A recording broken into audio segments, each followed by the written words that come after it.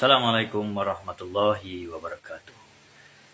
Sedang penggulungan ataupun hujahan terakhir sedang berjalan untuk kes YMDB Tano.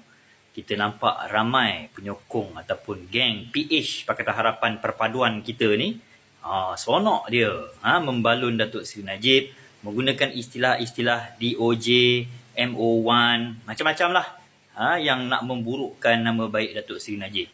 Lantak korang lah, tak ada masalah. Tetapi jangan terkejut pula apabila kami membalas. Dan perkara ini bukannya perkara baru.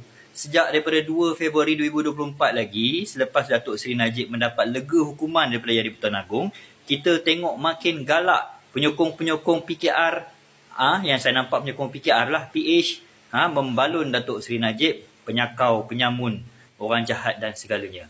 Tak apa, tak ada masalah, teruskan. Tapi janganlah play victim pula. Kalau kita ni orang UMNO, kita orang Datuk Seri Najib, kita balas balik. Kita bukannya bapuk, kita bukannya pondan.